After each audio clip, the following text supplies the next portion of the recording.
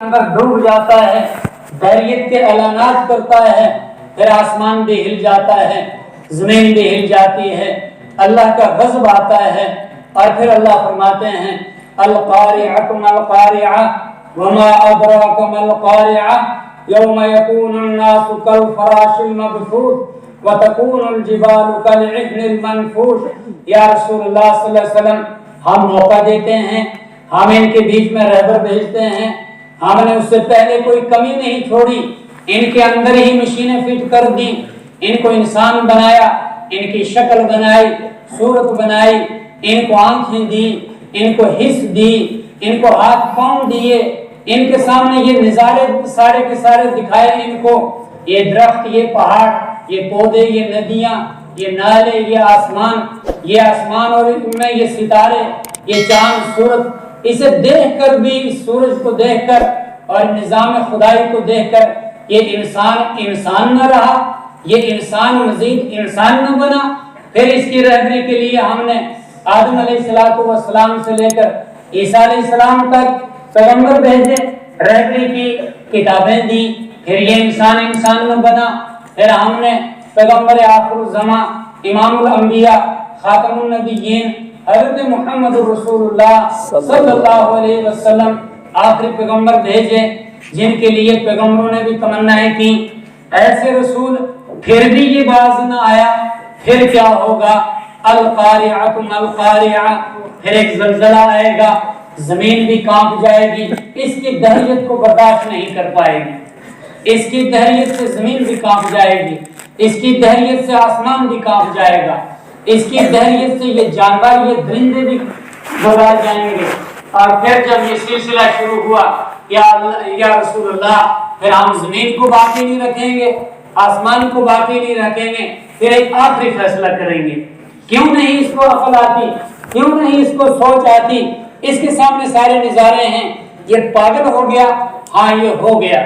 جب اللہ کو بندہ چھوڑ دیتا ہے، رسول اللہ صلی اللہ علیہ وسلم کی رسالت سے ہٹ جاتا ہے، پھر وہ پاگل ہو جاتا ہے، بظاہر اپنے آپ کو عقل مند کہتا ہے، بظاہر انگریزی بھی پڑھتا ہے، بظاہر ٹائی بھی ڈالتا ہے، شکل بھی بناتا ہے، صفائی بھی کرتا ہے، ستھرائی بھی کرتا ہے، پر پاکی نہیں ہوتی، پاک نہیں ہوتا، گندا ہوتا ہے، اللہ کے یہاں ناپاک ہوتا ہے، الٹے کام کرتا ہے، شرمگاہوں کی پوجا کرتا ہے، مردوں کے سامنے سر ٹیکنے لگتا ہے اور در بدر پھرنے لگتا ہے، یہ اللہ کی طرف سے زندوں کے اوپر عذاب آ جاتا ہے۔ اور اس سے بھی یہ سمجھ آ جانا چاہیے عقل مندوں کو کہ اللہ زندہ ہے، دنیا میں ہی ذلیل کر کے دکھا دیتا ہے، لیکن پھر بھی ان کو سمجھ نہیں آتی، پھر میں ذرا ٹھوکریں دیتا ہوں، پھر بھی ان کو بات سمجھ میں نہیں آتی۔ تو اسی وحدانیت کو پہچاننے کے لیے، اس کو باقی رکھنے کے لیے، شرک کو مٹانے کے لیے اللہ نے انبیاء علیہ السلام کا سلسلہ شروع کیا کہ یہ رہبر قوم کو اللہ کی طرف متوجہ کرتے رہیں۔ اور دوستو، اللہ کا شکر ہے، اللہ نے ہمیں ہدایت نصیب کی، اللہ نے ہمیں علم کے لیے منتخب کیا اور انبیاء کا وارث بنایا۔ حدیث رسول پاک صلی اللہ علیہ وسلم کی، علماء انبیاء کے وارث ہیں، اور انبیاء اپنی وراثت کے اندر مال نہیں چھوڑتے، بنگلے نہیں چھوڑتے، دولت نہیں چھوڑتے، اس کو پسند بھی نہیں کرتے ہیں۔ انبیاء اپنی وراثت میں علم الہی چھوڑتے ہیں، اور جس نے جتنا علم الہی حاصل کیا انبیاء سے، اتنا وہ انبیاء کا وارث ہو گیا۔ ایک حافظ قرآن بھی وارث ہے، عالم دین بھی وارث ہے، مفسر قرآن بھی وارث ہے، ایک ناظرہ خان بھی وارث ہے۔ جتنا علم اللہ کے رسول صلی اللہ علیہ وسلم کے علم میں سے حاصل کیا، اتنا وہ وارث ہے، اور جتنا وارث ہے اتنا وہ ذمہ دار بھی ہے، اس علم کو سنبھالنے کے لیے، اس علم کو آگے بڑھانے کے لیے، اور اس پر عمل پیرا ہونے کے لیے ذمہ دار بھی ہے۔ اللہ ہمیں عمل کرنے کی بھی توفیق دے، اور ذمہ داری کو نبھانے کی بھی اللہ توفیق دے دے۔ اور ذمہ داری یہ ہے کہ اللہ کے رسول صلی اللہ علیہ وسلم نے آتے ہی جو پہلا درس دیا ہے وہ یہی دیا ہے کہ لوگوں شرک سے بچو، لوگوں اللہ کے ساتھ کسی کو شریک مت ٹھہراؤ، اللہ ایک ہے، وہی خالق ہے، وہی مالک ہے، وہی رازق ہے، اور وہی پیدا کرنے والا ہے، وہی موت دینے والا ہے، اسی کے پاس لوٹ کر جانا ہے، وہی اولاد دینے والا ہے، وہی بیمار کو شفا دینے والا ہے، اور وہی دنیا اور آخرت میں کام آنے والا ہے، وہی ہر مصیبت میں کام آنے والا ہے۔ اس لیے تم یہ در در کی ٹھوکریں مت کھاؤ۔ اس وقت بھی لوگ بیت اللہ کے اندر بت رکھ کر بتوں کی پوجا کرتے تھے۔ جہالت اتنی چھا گئی، ننگے بدن بتوں کی پوجا کرتے، طواف کرتے، مرد اور عورت مل کر۔ عقل مند بھی تھے، شکلیں بھی تھیں، مال بھی تھا، برادریاں بھی تھیں، خاندان بھی تھے، شاعر بھی تھے، بظاہر علمی بھی کہلاتے تھے، لیکن توحید کو نہیں مانتے تھے، رسالت کو نہیں مانتے تھے، اپنوں کے اوپر پردے پڑ گئے، انسانیت سمجھ میں نہیں آتی تھی، انسانی شکل میں درندے تھے۔ باپ بچی کو گڑھے میں ڈال کر اور پھر مٹی ڈال دیتا تھا اوپر، بیٹے ماں کے ساتھ بدسلوکی کرتے اور پڑوسی کے حقوق ہڑپ کر جاتا۔ جو بھی ہو بہرحال سو ظلم چھایا ہوا تھا۔ اللہ کے رسول صلی اللہ علیہ وسلم نے آ کر جب توحید کا درس دیا، جو پہلے آپ علیہ السلام کے اوپر ایمان لانے والے 2-4 شخص ہیں، اس نقشے کو دیکھ کر ساری کائنات، ساری دنیا بدل گئی اور اللہ نے انسانوں کو ہدایت نصیب کی۔ تو اللہ کے رسول صلی اللہ علیہ وسلم نے یہ درس دیا کہ اللہ کے ساتھ کوئی شریک نہیں ہے، اللہ وحدہ لا شریک ہے، اس کی صفت میں بھی کوئی شریک نہیں، اس کی ذات میں بھی کوئی شریک نہیں۔ اللہ تعالیٰ کو معلوم ہے، کیونکہ وہ علیم بذات الصدور ہیں، دلوں کی باتوں کو جانتے ہیں، باریک سے باریک چیز کو دیکھتے ہیں، آنے والی باتوں کو جانتے ہیں، پہلی باتوں کو جانتے ہیں۔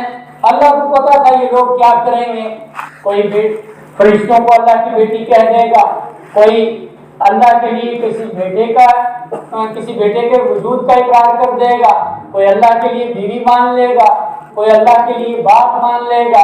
اس لیے اللہ نے فرمایا یا رسول اللہ آپ فرما دیں قل هو اللہ احد، اللہ ایک ہے، اس کا کوئی شریک نہیں اور وہ کسی کا محتاج بھی نہیں۔ محتاج وہ ہوتا ہے جو کھاتا ہے، اس کو کھانے کی ضرورت پڑتی ہے، محتاج وہ ہوتا ہے جو سوتا ہے، اس کو بستر کی ضرورت پڑتی ہے، محتاج وہ ہوتا ہے جو پیاسا ہوتا ہے، اس کو پانی کی ضرورت پڑتی ہے۔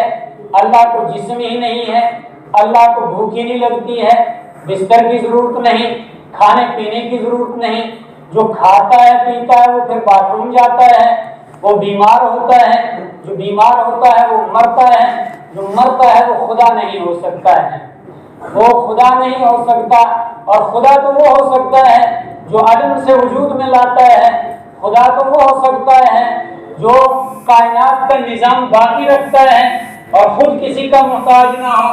اور قرآن کریم کے اندر آیا بغیر ستونوں کے کھڑا رکھا، کوئی دوسرا جس کو تم خدا مانتے ہو میرے ساتھ ایسا دکھا دو جس نے آسمان بنایا ہو اور میں نے زمین بچھائی سمندر کے اوپر، پانی کے اوپر، لیکن ادھر ادھر ڈیلتی ڈولتی نہیں۔ کوئی ایسا خدا دکھا دو جو اس کو پکڑ کے رکھے، یا ایسی زمین اس نے بنائی ہو۔ میں نے انسان کو ماں کے شکم میں 9 مہینے رکھا، وہاں سے دنیا میں لایا، دنیا میں اس کا یہ نظام بنایا۔ ایسا کوئی آدمی دکھا دو جو خود نہ پیدا ہوا ہو اور اس نے کوئی دوسری مخلوق پیدا کی، کوئی نہیں۔ جب کوئی نہیں، میں ایسا ہوں جو نہ کسی سے پیدا ہوا نہ مجھ سے کوئی پیدا ہوا، لیکن میں نے سب کو پیدا کیا اور پھر ایک نظام کے تحت پیدا کیا، اور میں رب العالمین ہوں۔ کوئی دوسرا ہے ایسا جو رب العالمین ہو سکتا ہے؟ نہیں۔ جب نہیں ہو سکتا ہے تو پھر سجدہ کس کو کرنا چاہیے؟ سجدہ اس کو کرنا چاہیے جو کسی کا محتاج نہیں، سب کو پیدا کرنے والا ہے، خود کسی سے پیدا نہیں ہوا۔ اچھا ٹھیک، پھر عبادت کس کی کرنی چاہیے؟ دعا کس سے مانگنی چاہیے؟ اس سے مانگنی چاہیے جو خود کسی سے نہیں مانگتا ہے۔ پھر روزہ کس کے لیے رکھنا چاہیے؟ فلاں دوسری عبادتیں کس کے لیے کرنی چاہیے؟ اس کے لیے جو خود کسی کا محتاج نہیں، خود کسی کے سامنے جھکتا نہیں، خود کسی کے دروازے پہ جاتا نہیں، اور اس کا خود کا دروازہ کبھی بند بھی نہیں ہوتا۔ اور اس کے خود کے دروازے میں کو کبھی تالا بھی نہیں لگتا اور اس کے خود کے خزانے میں کچھ ختم بھی نہیں ہوتا، ایسا اللہ ہو سکتا ہے؟ اسی کو سجدہ کیا جا سکتا ہے، اسی کے سامنے جھکا جا سکتا ہے، اسی سے مانگا جا سکتا ہے، اسی کے لیے جیا جا سکتا ہے، اسی کے لیے مرنا چاہیے، اور وہ اللہ وحدہ لا شریک ہے، اس کا کوئی بیٹا، کوئی بیٹی، کوئی باپ نہیں ہے۔